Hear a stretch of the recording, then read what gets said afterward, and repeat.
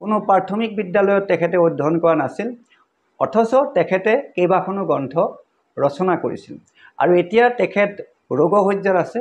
আজি আমি খবৰ ল'বলৈ তেখেতৰ ঘৰলৈ আহিছোঁ আৰু তেখেতৰ জীৱনৰ বিষয়ে জানি আপুনি আচৰিত হৈ পৰিব। নমস্কাৰ কুমাৰদেউ। নমস্কাৰ। আপোনাৰ বৰ্তমান শাৰীৰিক অৱস্থা? নমস্কাৰ, মই দৌৰিলো প্লাছলৈ স্বাগতম জনাইছোঁ।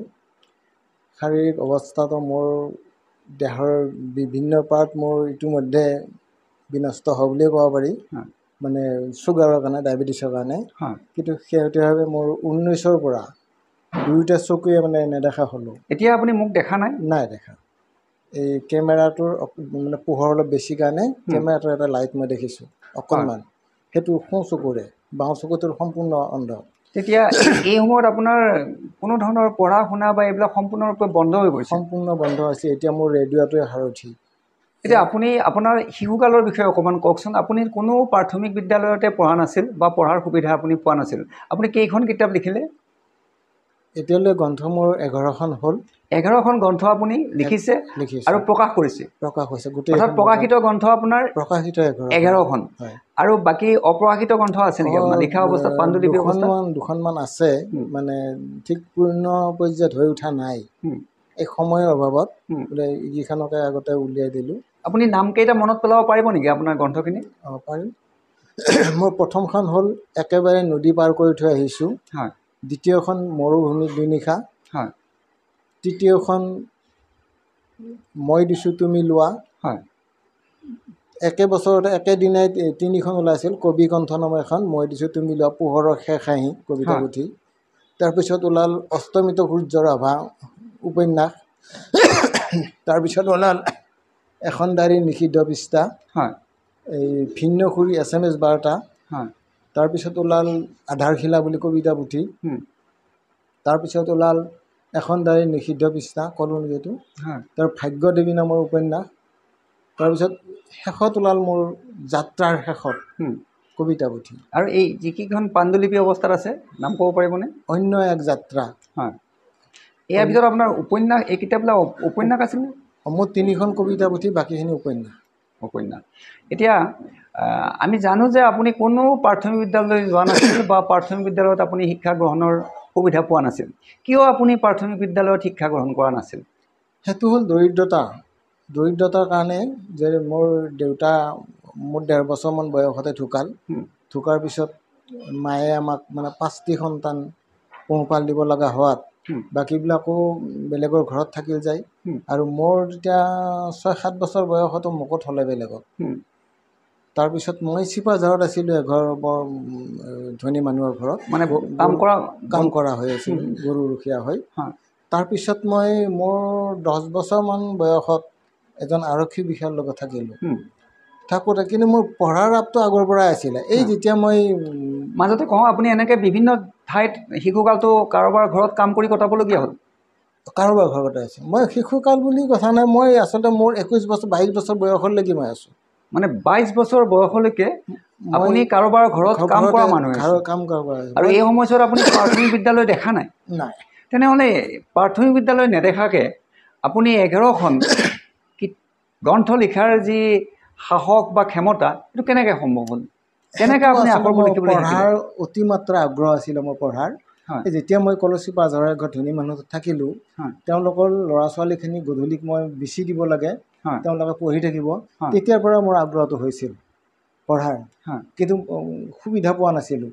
কিন্তু যেতিয়া মই আৰক্ষী বিষয়াজনৰ লগত থাকিলোঁ, তেতিয়া যিটো মই দিনটো, তেওঁ বিয়া বাৰু কৰা নাছিল, মই দিনটো বহুত সময় পাওঁ। তেওঁ ভাতখিনিহে বনাব লাগে, বহুত সময় পাইছিলোঁ। সময় পাই মই কেনেকৈ কি আয়ত্ব কৰোঁ মই চিন্তা কৰি দোকানবিলাকৰ বেনাৰ চাওঁ আৰম্ভ কৰিলোঁ। আমি সৰু সৰু চহৰবিলাকত আছিলোঁ, সেই সৰু সৰু চহৰবিলাকত দোকানৰ বেনাৰ আছে, বেনাৰবিলাক বেনাৰবিলাক চাইতো তাতেতো হাতেৰি লেখাৰ সুবিধা নাথাকে। গতিকে মই ভৰিৰ বুঢ়া আঙুলিটো লেখাৰ চেষ্টা কৰিলোঁ ৰাস্তাতে, কিন্তু কোনো গম নাপায় মই কি কৰিছোঁ কি কৰা নাই। ঠিক সেইখিনিয়ে যায় আকৌ ৰুমত যায়, যিখিনি মগজত বহি আহে সেইখিনি মই ৰুমত যে কলমেদি লেখা আৰম্ভ কৰিলোঁ। এই দিশত আপোনাক কোনোবাই কেতিয়াবা সহযোগিতা নাই? সহযোগিতা এতিয়ালৈকে কৰা নাই, মই কাৰো পৰা সহায় পোৱা নাই।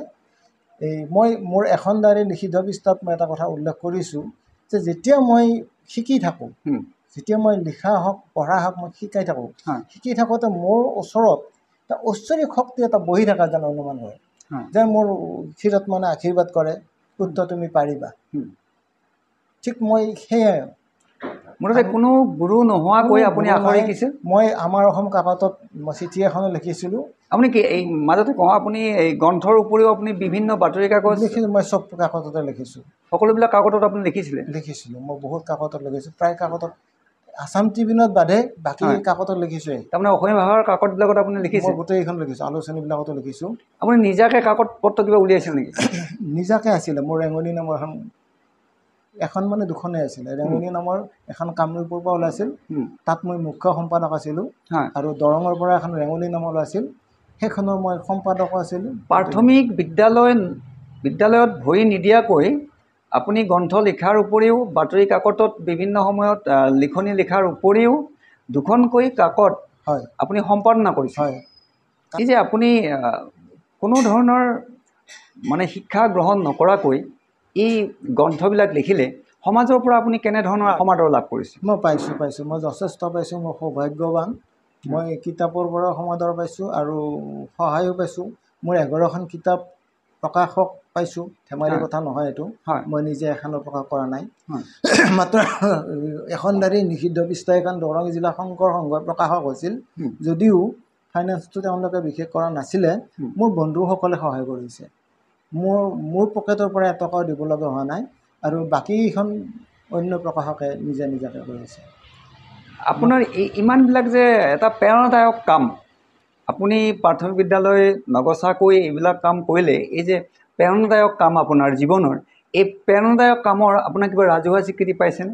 আপোনাৰ কামটো খুব প্ৰেৰণাদায়ক সমাজৰ কাৰণে। হয়, পাইছোঁ। মই 2014 চনত মোৰ উপজা দিন আৰু মোৰ মানে মোৰ জীৱনৰ ওপৰতে সৰু মানে মন্তব্য কিছুমান লৈ বিশেষ ব্যক্তিৰ পৰা এখন পুথি ওলাইছিলোঁ, আৰু সেইদিনাই মোক ৰাজহুৱা সভাত সেই মানে দৰং জিলা সাহিত্য সভা, দুনী সাহিত্য সভা, বনমাজাৰ সাহিত্য সভা, আন্ধেৰিঘাট সাহিত্য সভা, গোটেইখিনি কামৰূপৰো কিছু লোক আছিলে, গোটেই সেই ৰাজহুৱা সভাত মোক প্ৰেৰণাশ্ৰী উপাধি প্ৰদান কৰিছিলে। মানে সাহিত্য সভাৰ তৰফৰ পৰা আপোনাক প্ৰেৰণাশ্ৰী উপাধি দিছিলে। মানে আপুনি 20 বছৰলৈকে আপুনি আনৰ ঘৰত কাম কৰা মানুহ হিচাপে থাকিল, বৰ চিন্তনীয় দিশ নহয় জানো? বৰ দুখৰ সময়ছোৱা বুলি ক'ব লাগিব সেই সময়ছোৱা।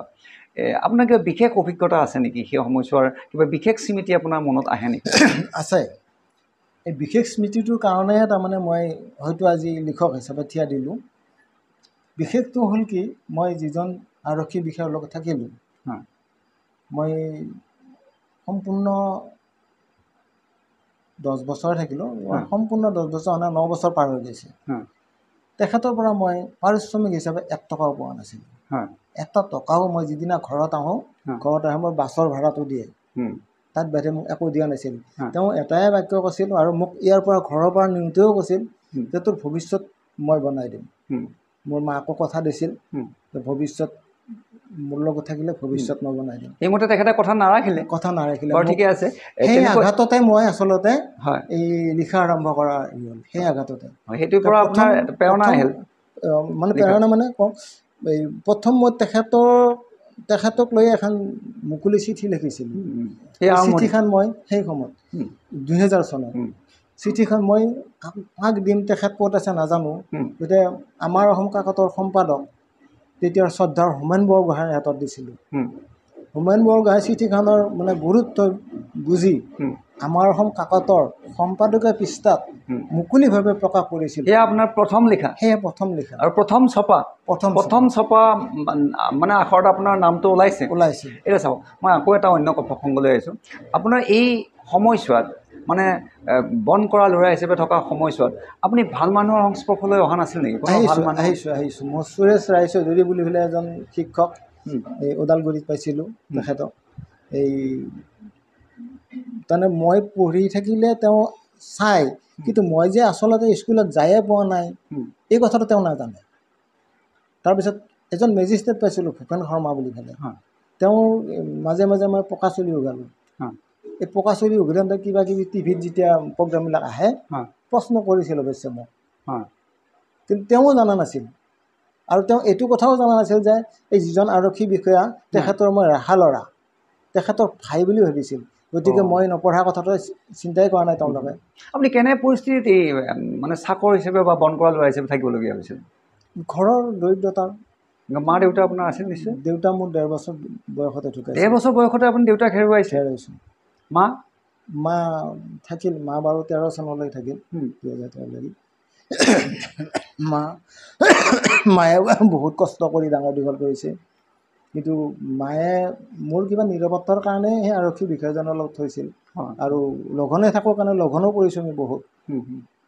সেইটো আপোনাৰ এই জীৱনৰ কথাবিলাক, আপোনাৰ যিবিলাক গ্ৰন্থ আপুনি ৰচনা কৰিছে সেইবিলাকৰ নিশ্চয় তাৰ পাতে পাতে এখন ডায়েৰী নিষিদ্ধ পৃষ্ঠাৰ গোটেই কিতাপখনত এটা শব্দও এটা কথাও মিছা কথা নাই, সম্পূৰ্ণ সঁচা কথা। গতিকে সেই কিতাপখনত আপোনাক পঢ়িলে আপোনাক বিচাৰি পোৱা যাব, গোটেই জীৱনটো বিচাৰি পোৱা যাব সম্পূৰ্ণ। মোৰ জীৱনটোৱে নহয়, মোৰ গোটেই পৰিয়ালটো আছে, হুবহু নাম আছে, নামো চেঞ্জ কৰা নাই। কিতাপখনৰ নামটো আকৌ এবাৰ কৈ দিব। এখন ডায়েৰী নিষিদ্ধ পৃষ্ঠা। এখন ডায়েৰী, দৰং জিলা শংকৰ সংঘই প্ৰকাশ কৰিছে। এখন ডায়েৰী নিষিদ্ধ পৃষ্ঠা। নিষিদ্ধ পৃষ্ঠা। এই গোটেই কিতাপখন যদি আমি অধ্যয়ন কৰোঁ তেনেহ'লে আপোনাক আমি সেই কিতাপখনত পোৱা যাব।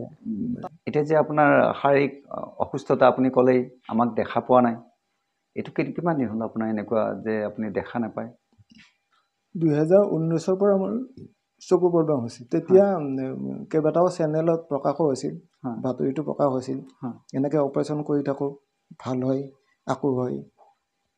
টোটেল মোৰ বাওঁ চকুটোত 4বাৰ অপাৰেশ্যন হ'ল। বাওঁ চকুটোত 4বাৰ হ'ল। 4বাৰৰ পিছত বাওঁ চকুটো সম্পূৰ্ণ মোৰ পৰা গুচি গ'ল, ই দেখা নাপায় যে 7 মাহমান হ'ল। তাৰপিছত সোঁ চকুটো কিছু কিছু দেখোঁ, আকৌ মানে ব্লিডিং হয়, হৈ চকুটো বন্ধ হৈ যায়। এইটোত 6বাৰ অপাৰেশ্যন কৰিলোঁ, টোটেল 10বাৰ হ'ল। এটা চকুত 10বাৰ অপাৰেশ্যন? নহয়, এইটো চকুত 6বাৰ হ'ল। গোটেই চকুৰ অপাৰেশ্যন 10বাৰ, 4বাৰ 6বাৰ 10বাৰ হ'ল মোৰ। গতিকে এই শেষৰ বাৰত, এতিয়া মই এই 4 জুলাইত অপাৰেশ্যন কৰিছোঁ, এই শেষৰ বাৰৰ পৰা মোৰ ৰিজাল্টটো ভাল পোৱা নাই। এতিয়া সম্পূৰ্ণই বন্ধ আছে। এতিয়া আপুনি একদম দেখা নাপায়? নাপাওঁ। এতিয়া মাতত মই অনুমান কৰোঁ। এতিয়া আপুনি দিনটো কেনেকৈ কটায়? মই ৰুমৰ ভিতৰতে থাকোঁ। মই পেচাব কৰা লগা হ'লে ফেমিলিয়ে লৈ যায়,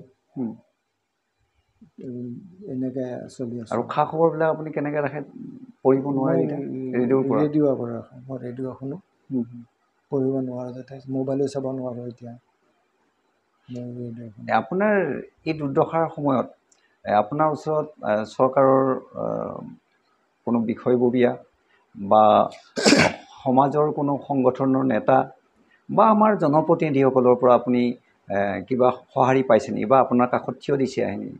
কাৰণ আপুনি 11খন গ্ৰন্থ লিখি আপুনি সমাজলৈ বা আমাৰ ভাষা সাহিত্যলৈ এটা অৱদান আগবঢ়াইছে। মই ভাষা সাহিত্য বুলি কোৱাৰ লগে লগে আকৌ এটা কথা আহিব, ভাষা সাহিত্যৰ যিটো এই অসম চৰকাৰে এটা বঁটা দিছিলে, সেই বঁটাটো মই পাইছোঁ। অসম চৰকাৰৰ পৰা মই 50,000 টকাও পাইছিলোঁ, এখন চাৰ্টিফিকেটো দিছে তেওঁলোকে। তাৰপিছত সেইটো বাৰু অকল মই নহয়, অসমৰ শ লিখকে পাইছিল। তাৰপিছত মই এটা মানে নিজকে এটা প্ৰশ্ন কৰি থাকোঁ যে মোৰ বিষয়ে বহু সংবাদ মাধ্যমত ওলাইছে, ডিজিটেল মিডিয়াটো ওলাইছে, প্ৰিণ্ট মিডিয়াটো ওলাইছে, চৰকাৰৰ এনেকৈ দৃষ্টিগোচৰ হোৱা নাই নে মোৰ বিষয়ে খবৰ লোৱাৰ কাৰণে? মোক সেইটো আচৰিত মনত। চৰকাৰে বাতৰি কাকত নাচায় নেকি, টিভি নাচায় নেকি? প্ৰতিদিন টাইমত মই 1.5 ঘণ্টা প্ৰগ্ৰাম কৰিছোঁ। 1.5 ঘণ্টা নিতুমণি শইকীয়াৰ লগত। এইবিলাক প্ৰগ্ৰাম চোৱাৰ পিছতো চৰকাৰৰ যদি আমাৰ দৰে ব্যক্তিসকলকে যদি একেবাৰে মনোযোগ নিদিয়ে, এবাৰ সাধাৰণ শ্ৰেণীবিলাকক কেনেকৈ মনোযোগ দিব? মই প্ৰতিষ্ঠিত বুলিয়ে মই নিজে কৈছোঁ, মই প্ৰতিষ্ঠিতে হৈছোঁ। তাৰপিছতো যদি চৰকাৰৰ মনোযোগ নাই বা কোনো এটা প্ৰতিনিধি খবৰ নলয়, বাকী এইবিলাক সাধাৰণ বাতৰিবিলাক ওলাই অমুক, তেওঁলোকক জানো গুৰুত্ব দিয়ে নেকি চৰকাৰে? তেওঁলোকতো গুৰুত্ব নিদিয়ে বোধ কৰোঁ। এই যে চকুৰ হৈ গ'ল, এই কণ্টিনিউ মোৰ বাতৰিত ওলাইছে, প্ৰতিদিনত ওলাইছে, আমাৰ অসমত ওলাইছে, অমুক চিকিৎসাধীন। স্থানীয় বিধায়কজনেতো খবৰ ল'ব পাৰে, বিধায়কজনেও খবৰ নলয়। মই তেখেতক এটা মেছেজ দিছিলোঁ চকুটো অলপ ভালে থাকোঁতে, বোলে মোৰ তেনে অৱস্থা। তেওঁ ৰিপ্লাই দিছে, যাম ভাই, চাম আপোনাৰ তাত যাম, নাহিল। এই সময়ছোৱাততো আপুনি নিজে ফোনটো কৰোঁ বুলিও কৰিব নোৱাৰে নাই বন্ধু বান্ধৱলৈকে। এতিয়া আমি 3 মাহৰ পৰা সম্পূৰ্ণ মোবাইলৰ লগত মই যোগাযোগ নাই। আপুনি ফুৰা চকা ইফাল সিফাল চব পৰিয়ালৰ সহযোগত কৰিবলগীয়া হৈছে সহযোগত আপুনি। কৰোঁ। এই সময়ত আপুনি চৰকাৰৰ প্ৰতি কি আহ্বান জনাব বা আমাৰ জনপ্ৰতিনিধিক আপুনি কি আহ্বান জনাব? মই মনত বিশ্বাস এটা আছে, মই চকু দৃষ্টি ঘূৰাই পাম মই উন্নত চিকিৎসা হ'লে। মই যদি নেপাল আদিত যাব পাৰোঁ, উন্নত চিকিৎসা হ'লে মই চকু দৃষ্টি ঘূৰাই পাম। কিন্তু আৰ্থিক অৱস্থাটো আমাৰ ইমানেই বেয়া যে গুৱাহাটীলৈকে যোৱাৰ ব্যৱস্থাটোৱে আমাৰ নাই। সেয়ে মই ৰাজ্য চৰকাৰক, আমাৰ স্থানীয় বিধায়ক, মঙলদৈ সাংসদ আৰু স্থানীয় আমাৰ যিবিলাক দল সংগঠন আছে, স্বেচ্ছাসেৱী অনুষ্ঠান, তেওঁলোককো ৰাইজকো মই বিনম্ৰ অনুৰোধ জনাইছোঁ যে মোৰ আৰু লিখাৰ বহুত কল্পনা আছে। এই কল্পনাখন যাতে সফল হৈ ৰাইজৰ ওচৰত যদি আৰু মই কিতাপ 2 এখন ওলাই দিব পাৰোঁ, চকু দৃষ্টি ঘূৰি আহিলে আৰু উন্নত চিকিৎসা হ'লে মোৰ দৃষ্টি ঘূৰাই পাম বুলি মই সম্পূৰ্ণ আশাবাদী। সেয়ে মই আজি মুখ্যমন্ত্ৰী মহোদয়কো মই ইয়াৰ জৰিয়তে, আপোনালোকৰ জৰিয়তে আহ্বান জনাইছোঁ, মোৰ এটা উন্নত চিকিৎসাৰ ব্যৱস্থা কৰি দিয়ক।